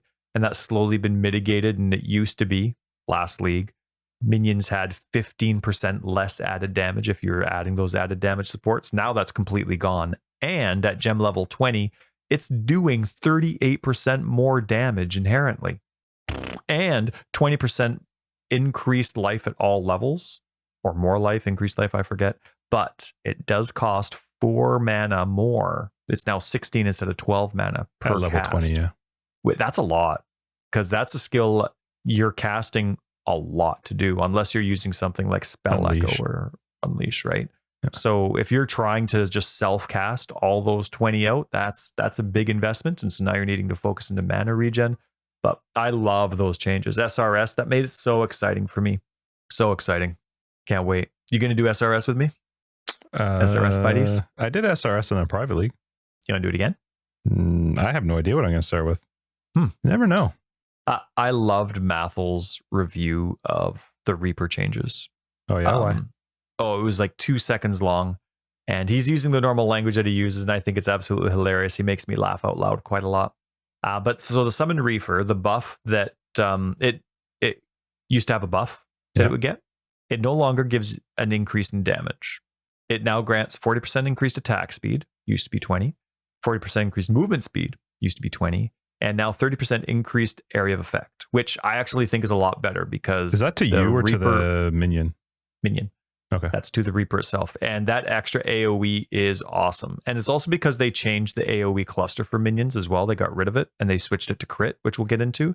So it was smart of them to increase the AoE of that because that is one of its strong suits. Clear speed is one of the harder things to do with the Reaper if you don't have something else that's helping you clear. So adding that extra AoE was nice. The movement and attack speed is pretty huge. So I actually quite like those changes a lot. and damage effectiveness as well. Now, because minions are monsters, did you know that minions are technically classified as monsters? Zombies, SRS. I had no clue that was the case. Okay. I knew that they interacted differently with charges, but I didn't know that they were actually classified as monsters. So I just discovered that, even though that's not a thing. Because minions are monsters, they inherit some stats from monsters that can significantly affect build choices and power. These stats are not detailed anywhere in the game. Yeah, Shocker. we know. And so that, as a result, causes confusion for a lot of players. I haven't said this since the 90s, but duh. Like, have the information in your game. And instead of adding the information in the game, they didn't. They're just trying to make it less complicated in other ways. So I really wish that when you have something that says, these stats aren't available anywhere in the game, that they would still consider adding stats that they don't see in the game. But anyway, I don't disagree with the changes they're making here, but there's a little bit of a concept there that I wish you would just take that extra step and be like, that information that we would like in the game? Could you put it in the game? So anyway, minions no longer have hidden penalties to bleed, ignite, and poison. Didn't know they did. Justin, I got so mad. I went through such an emotional roller coaster there. The fact that they actually had hidden penalties made me so mad, because I've been trying to, I had a very good animate weapon poison build with my occultist quite a few leagues ago, before it was cool, before it was cool. It was a spell slinger. It was awesome.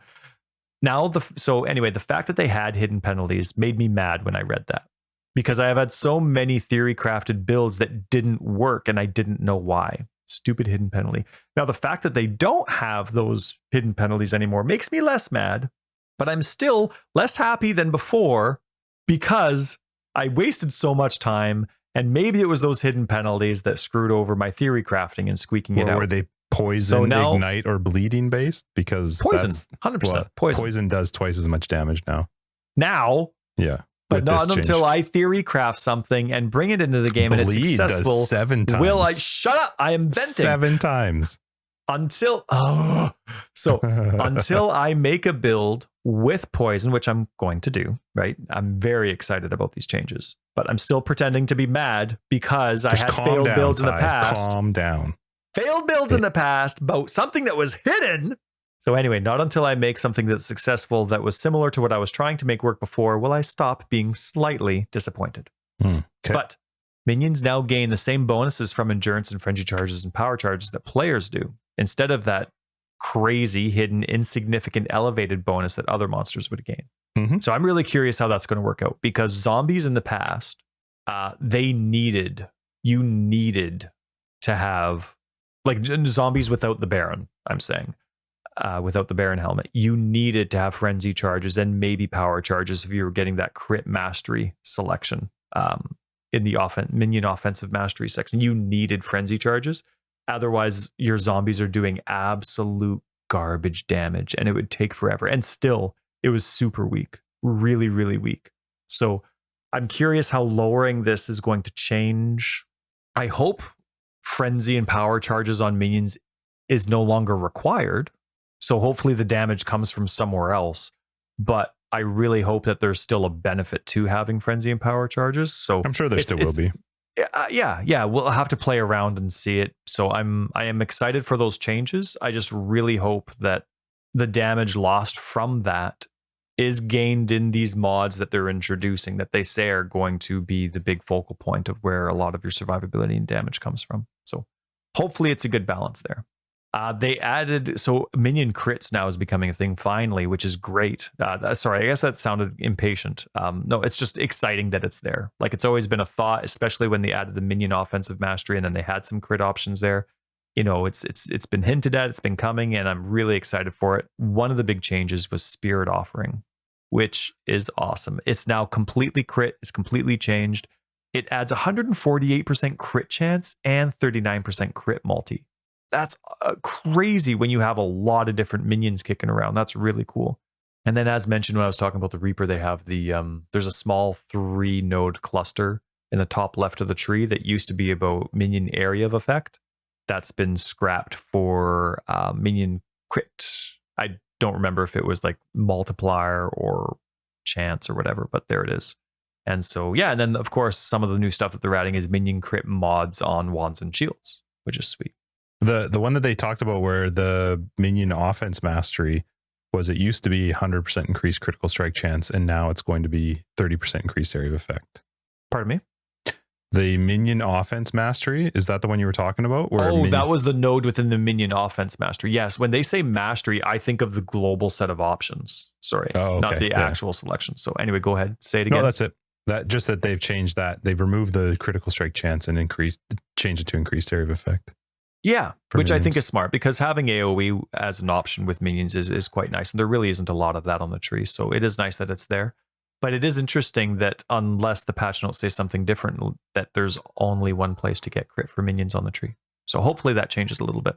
Now, you touched on unnatural strength. That was the +2 minion keystone. I guess they're called keystones in the Necromancer Ascendancy that gave you all your minions +2 to their gem level. Mm-hmm. And it saddens me that it's gone, because with the other attempts that I've done in theory crafting in the past, which yes, it was in the past, the +2 was needed to keep minions alive. I'm not talking damage, just survivability. That extra +2 was needed to keep them alive in endgame content until you started stacking up the other weapons and items that you could have that could get your minions to +25. Then you could, spec out of that if you wanted to, but no, nobody would. And I love the mentality that they had when they're trying to get rid of this. And they said the skill just made it hard, or this keystone, the skill made it hard to justify using any other ascendancy for minion builds. True. And that was totally true. Yep. Totally true. And honestly, when I read that, I didn't even see what they were changing it to yet. When I saw that they were getting rid of that, you know what happened to me? I'm like a pure minion player. That's what I love. I try to play other stuff, and all I'm thinking about are my minions when I'm not playing a minion skill. And you know what I thought of? The very first thing that happened was I got a huge smile on my face, and I felt free. I could actually start theory crafting with other ascendancies now. Like, just getting rid of that notable without replacing it made me so happy. Now I can try minions with the occultist now I can try zombies with the occultist. Now I can try zombies with the guardian. Now I can do SRS with the raider, and I don't feel like an idiot. You know what I mean? Everyone's going to call me an idiot anyway, but that's just because that's how Reddit is. But man, I absolutely love that they got rid of you have to use this skill or you're an idiot. I love that they got rid of it. But here's the thing. I don't get, like, okay. Unholy Might, which converts physical damage, or is it converts? No, or is it converting, or is it adding percentage? I forget. It is. Thank you for 30% of physical damage as extra chaos damage. Extra. Wow, that's strong. And that's chaos. Mm-hmm. Now, every other instance of Unholy Might that I can get without any kind of like crazy fancy thing that you can do with uniques, because I don't pay attention to uniques, but it's like jewels and stuff.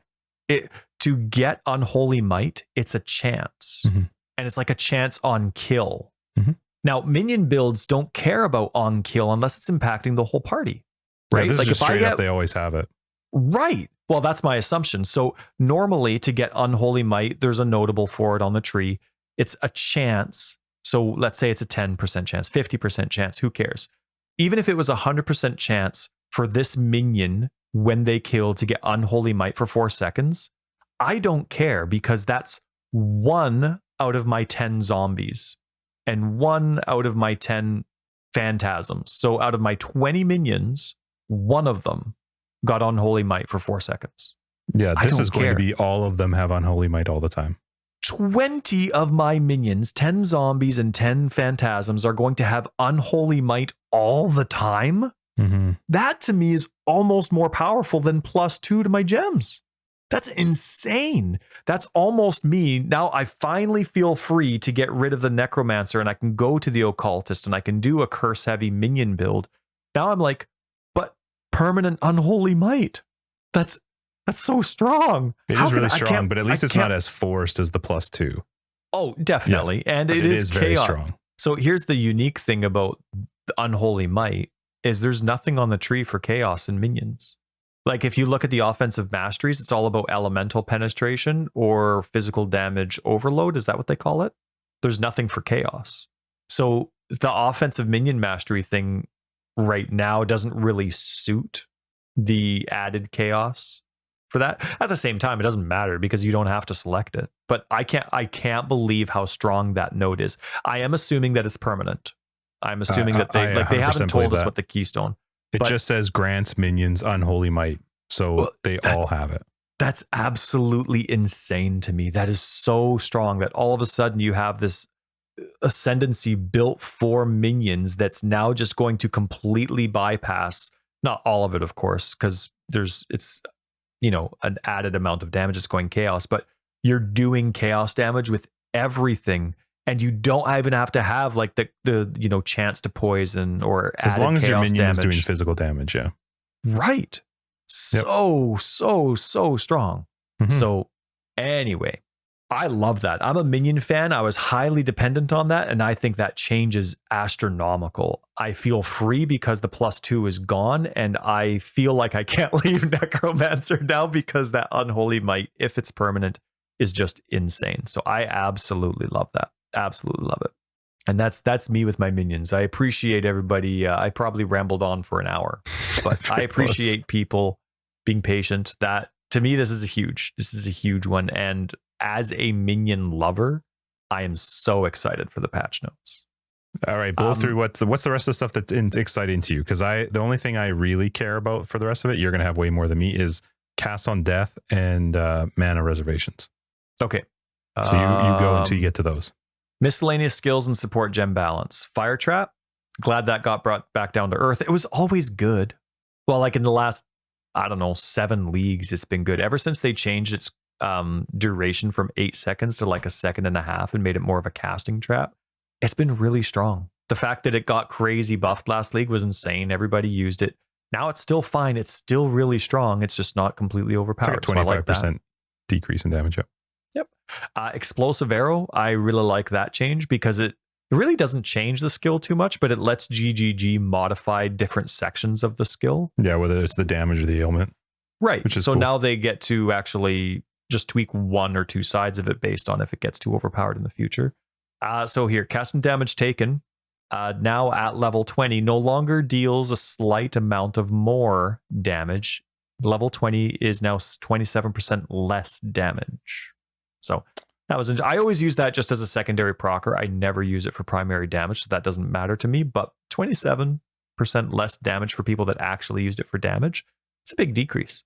It's a big decrease without any change to the mana reservation or the mana cost. Still, like we're still which at is still 250%. Yeah, it's too bad. I feel like sometimes what they do is they take the big, what's the meta build that people are using in this past league. It was this whole ward loop, cast when damage taken crazy setup, and then they make an adjustment to a skill based on that. Which the way that the ward loop build worked, I understand needed to be changed, but to all of a sudden make a big cut to the damage for cast when damage taken, but nothing else. It's like you've changed one.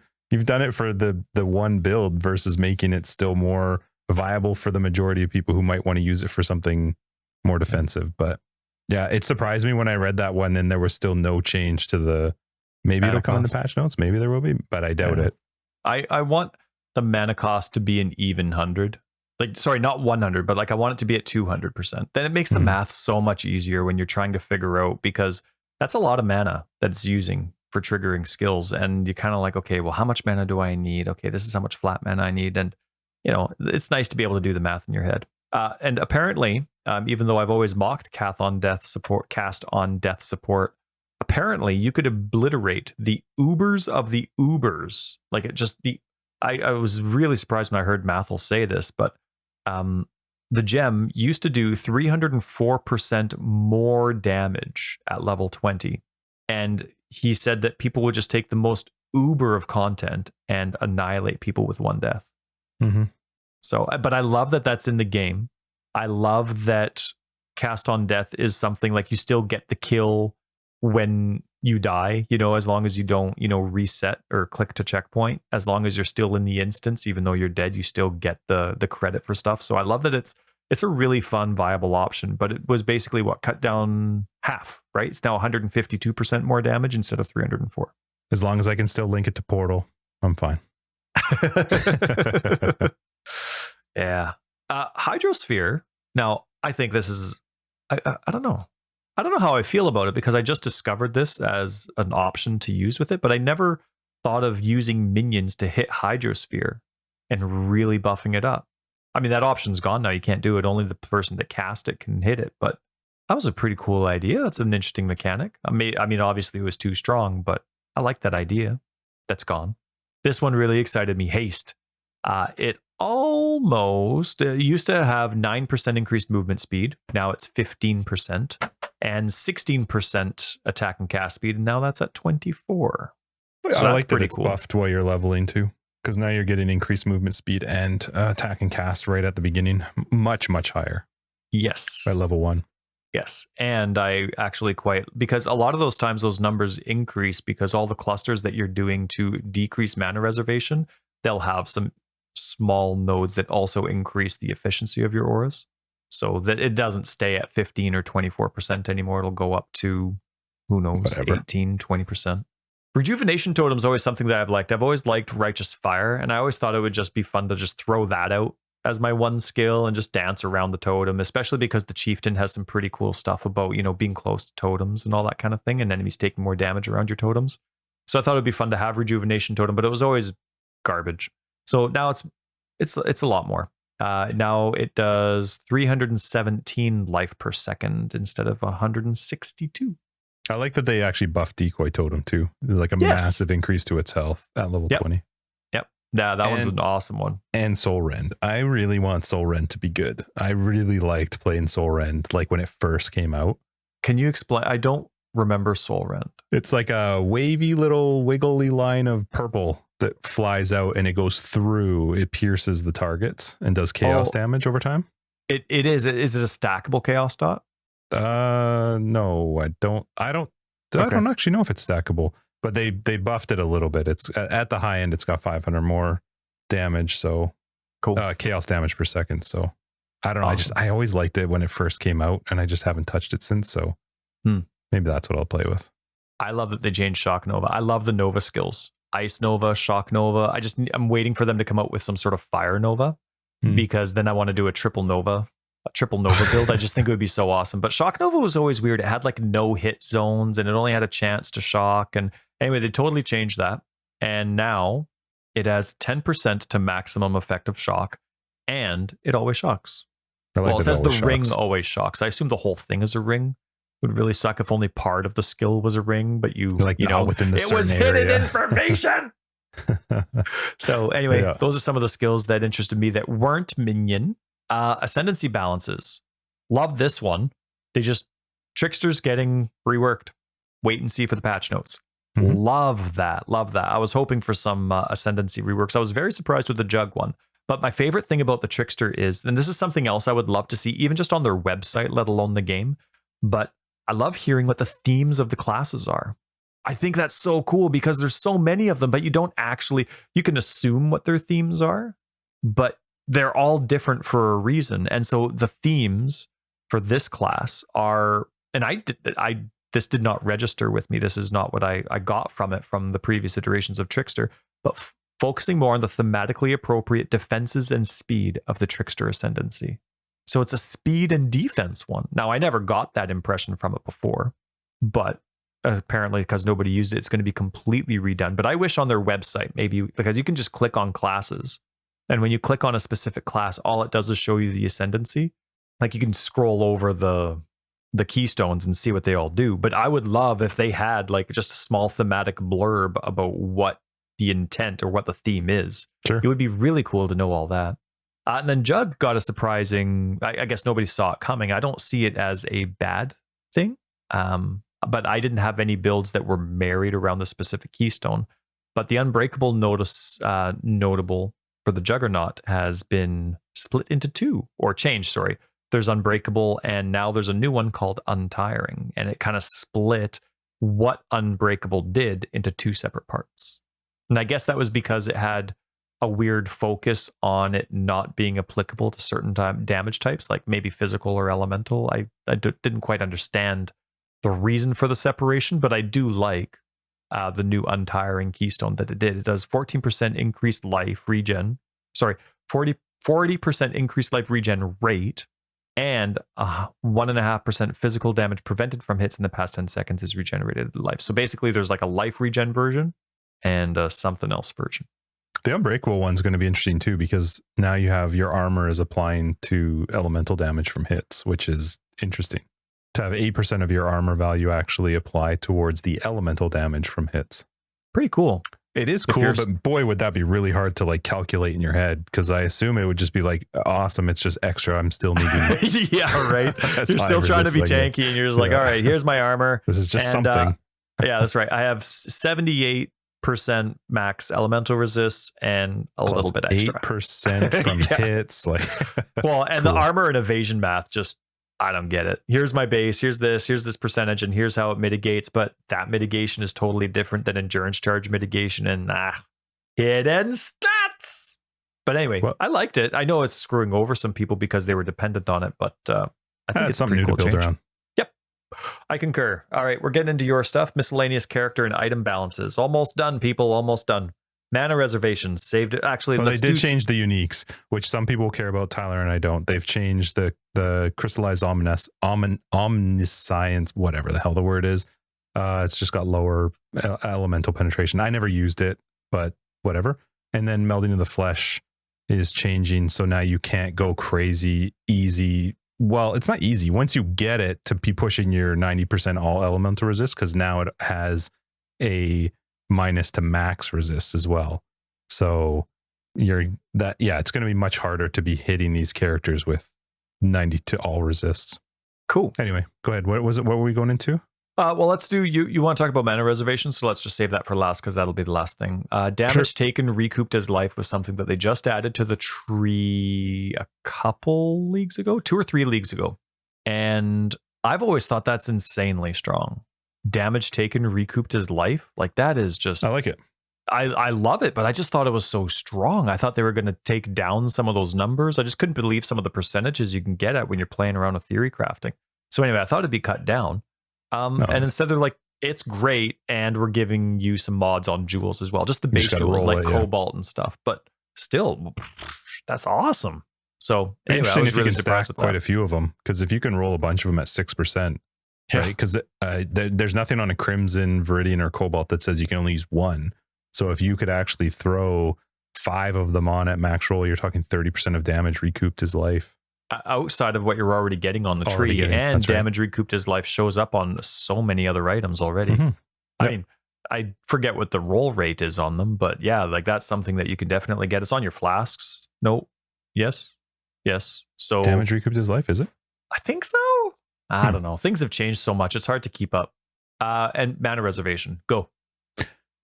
Boo. That's nice. Boo? What do you mean boo? Oh, well, I get it. The mastery? Come on. I know why they're doing what they're doing, and I kind of am fine with it. And we'll just have to wait and see how it plays out. But losing the 15% mastery, it's tough, because I always go there. Whether I'm on the left side or in the top right side, one of those two is giving me that reservation mastery. So so their thing was encourage much larger range of builds to invest in reservation skills to smaller moderate degree. It's not a problem in itself, but currently the options for doing so are similar for every build and provide slightly too much generic power relative to the investment required. Reservation mastery options are the biggest outliers in power, as they provide larger amounts of power than entire notable passive skills, which is true. Remove the mana reservation efficiency mastery and reduce the power of the aura effect and life reservation efficiency masteries. This is, I guess, maybe one of those cases where I feel like they have taken stuff away without, there's not much coming in to help you out. So is the idea just you're going to run less reservation, and that maybe that's what they want? Maybe they want you to not be able to run as many reservations as people are doing.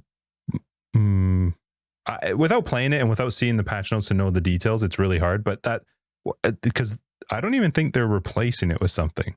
No, they're just taking it out. Well, they are replacing it with something, but it's nothing related. Like, it's not about mana. There's nothing new. There's no new mastery in it.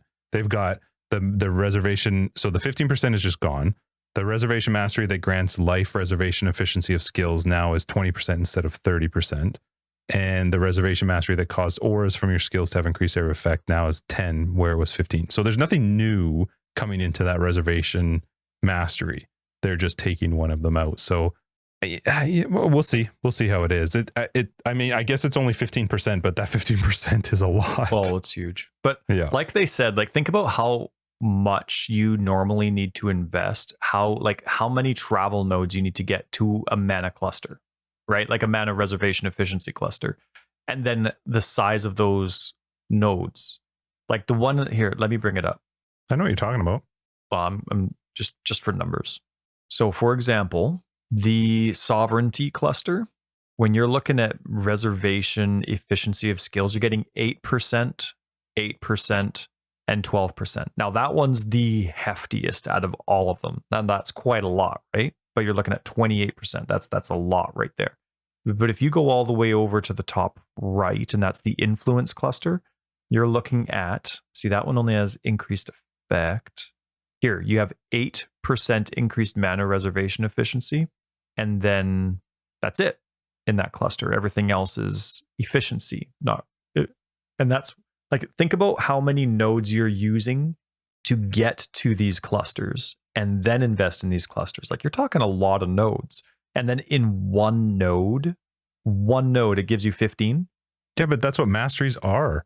The point to me of masteries are, is I've spent the points to get there. I've spent the points to get the notable, and because of that, now I get the benefit of that mastery. I mean, there are some other masteries that are super strong because you've worked your way towards them. So I think it's a case of like everybody takes it, so we need to change it. But to remove it seems a little bit much. I do see a problem. I don't see a problem in removing it, because I think it's way too strong for one node, especially because that one node you can get in so many different areas of the tree. But I do think that removing this is going to push way more people back to the top left, back to sovereignty, because that's just a huge part of it.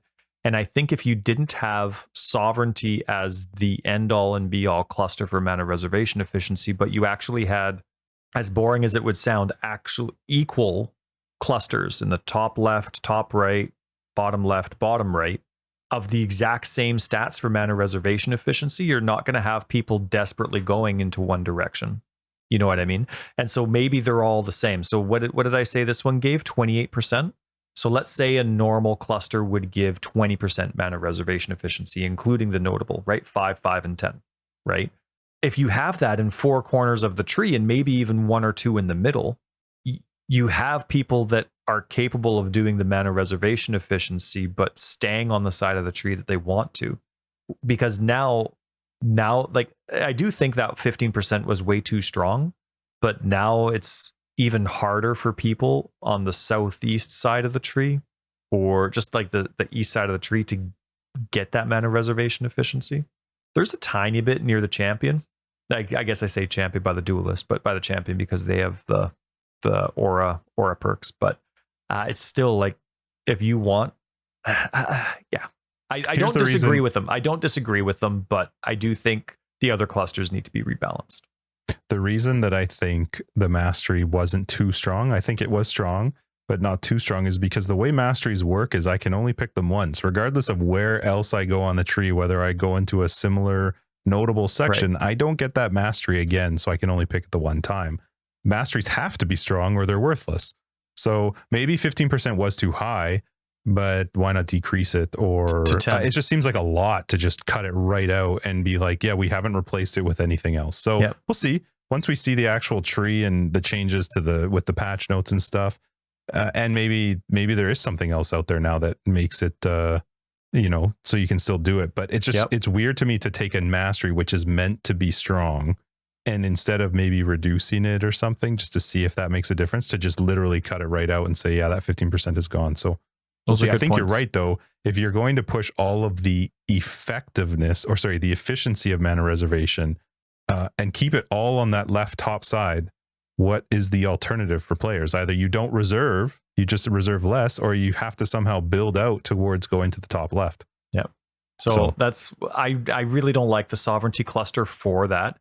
As a personal player, I don't mind, because I'm normally in the north side of the tree at some point anyway. But Sure. I really think that you wouldn't have to get rid of the mastery if you had equally balanced clusters throughout the tree or opportunity for mana reservation throughout the tree. I do agree with the mentality that auras need more thought and decision. And right now, You think you could just run too many right now? I think people can run enough that they don't have to make hard aura choices.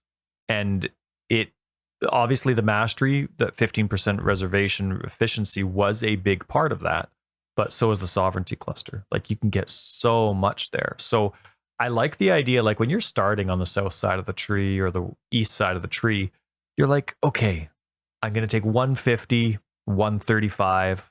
Is it worth going to this cluster so I can get another 35 in? Is it like that? I really like that kind of hard choice.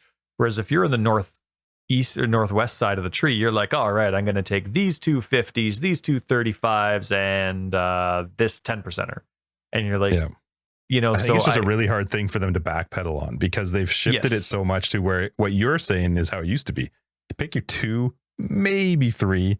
That's it. You're not getting any more because you might not be able to cast it or you just can't run them. No. They've shifted so much over the last number of leagues that it's become so much easier to run multiple reservations. So if maybe the goal is to sort of slowly backpedal that back a little bit, and this is the first kick at it, but it's just hard to take it when you've kind of planned for the last number of leagues around using that and how you can hit multiple reservations. Yeah. But I have to tell you, I am so tempted by haste. I love what they did to haste. It's just so, yes. It might be in both of my builds. Sweet. Yep. Anyway, overall, it was an extremely unexpected manifesto, but I really didn't disagree with their explanations. If they saw a problem and then their listed solution, like that made sense to me. Mm-hmm. That everything made sense. Even like, when we are talking about, how mana reservation efficiency could be improved, I get the reason that they got rid of the 15% mastery. So, I get the reason that they want auras to be tougher choices, and I get the minion changes. I'm actually really excited for the minion changes as a minion player. I loved this. At the end of the day, when I finished reading this, I was like, man, those are some great changes, and I was excited for it, and I didn't get the negativity. I get where people are coming from, but I didn't get how people thought this was a negative only, cutting the game down to dev manifesto. Yeah, but I thought they did a great job with it. I'm excited to see it. It was very easy for me to be aware that we needed to wait for patch notes as you're reading it, that wasn't the be all end all. I did feel like it was a lot of cutting stuff down, but I didn't actually think it in a negative way. It just felt like they were making some necessary changes, and the patch notes are going to be really fun to read. And I can't wait. Maybe in future they need to come out with them closer. Or I think they like this though. I really do. I think they like putting it out there and letting people get a little bit worked up, whether it's for good or for bad, because it gets people talking about their game while they still got to wait a week and a half before their reveal. So the more you can get people posting and talking and saying stuff, I don't think that's a bad thing for them. And I think they enjoy it a little bit. I think they know what they're doing, and they're gonna get some negativity and they're gonna enjoy it and then post the patch notes, and it just goes again. We just go into this cycle. Yep. But I think it's fun. I'm excited for it. And it's fun to see some changes too. I think people who are getting worked up need to remember, we've seen like the last league was just Arch Nemesis. That's all we got. There was no skill changes. There was no nothing. So this is fun to see them do something with the game. And boy, they did a lot. They really shook it up. So it's fun. I hope they don't make any knee-jerk reactions to feedback before anything. Like I don't mind people being on one side of or whether they're positive or negative about the changes. Like have whatever opinion you want. But I really hope GGG, based on feedback, doesn't make any changes until there's actually been gameplay. Let people play it like a month. Right. I really hope they stick to their guns, and it's like, you'll see. So hopefully, I'm really excited for the patch notes, but I really hope this all pans out in game. It seems really well thought out in how things are coinciding and all the different changes. They've done a lot for this build, or for this. Sorry, I'm thinking my build for this patch coming up. My patch notes expectation, I just want to see what they do with Arch Nemesis. I don't actually care too much about the rest. I just want to see what their changes are for Arch Nemesis. And zombie quality. Well, I am curious what it is. I hope it's like slowed movement speed. Like at 0%, you start at 50% reduced movement speed. And once you get it up to 20%, then it's only like 5% reduced movement. I just want to see slow moving, make them bigger, but move slower. Hey, there you go. I want to see that just these lumbering zombies that are. I hope it's one of two things. Zombies to me are always like weird and poisonous or like decay-ish. So maybe there's like chance to inflict decay or chance, like small chance to get unholy might on kill or something like that. I think it would be cool to have something like that. That would be an awful one. Unholy might when you could just get it in the necromancer tree later. Well, but that's a option, right? It's the option. But maybe something like increased, what was it? Movement speed. So maybe something like increased life. That would be nice. I could see them doing life. Maybe. When they just cut it all, then maybe not. It also sucks because really when you want the increased life is early on. Later on, it's not as hard to keep zombies alive. It's that early half. The first like 4 acts. The first 3 to 4 acts can be annoying keeping them alive. Oh, hands down. And it doesn't look like they changed that at all. So thanks for nothing. But they definitely, zombies do have a survivability problem if you're not fully invested in survivability, which in the old, 3.17 version, but there were still some circumstances of rare monsters that come up and it's just like, okay, my zombies were barely taking any damage and all of a sudden everything's dead except for me. Like, okay, what just happened? You have no idea what it was. But I have max resists on everything. Chaos, elemental, physical damage mitigation is massive. That's why I love the new Determination and Grace, because zombies have 0 defensive stats. So if you only had increased armor, it would still be 0% for them. So that's why I love Determination on them, because it gives them flat armor, and then I have physical damage mitigation as well. When I played them in our private league, by the time I was in like Act 6, I didn't have much issue with them staying alive. And what I noticed in maps was they never died until I fought something that I had no clue what was going on. But then it was usually maybe 1 or 2, but it was really annoying because it was always arch nemesis related and I couldn't figure out what it was that killed them. But yeah. Anyway, so on that note, super excited. Let them crush notes. Minions. Let them just crush them into the ground. We've had enough of minions. This isn't a crush. This is like a buff all round. I'm hoping. Unless you're a Spectre Patch notes lover. are still coming. Patches are still coming. We'll see. Patch notes. That's right. Then they'll crush them. The hammer will fall. I'm excited for 3.19. It's going to be fun once patch note comes out. I'm really excited for the reveal. That'll be coming up after our next episode, I think, right? Oh, no, right before. I don't know. Because it's on the 11th, on isn't the it? 11th, right? Ooh, so we'll be recording Thursday, next time, right and after we'll be the reveal. recording one day later. Yep. Fun. Awesome. All right, well, let's wrap up 140. This has been way too long. Forever Exile, the Path of Exile podcast. I'm Justin, AK Tags. Tyler Recker of Days. Yay, minions! Thanks, everybody, for joining us. Patrons, we'll catch you in After Dark. Everybody else, we'll see you next week after the reveal in episode 149. If you're looking for more information, you can find it down below. We got a website, foreverexiled.com. We're on Twitter, foreverexiled82. We have a very fun Discord group that you can join in. Patreon and other ways to support podcasts are down below and on our website. Bye.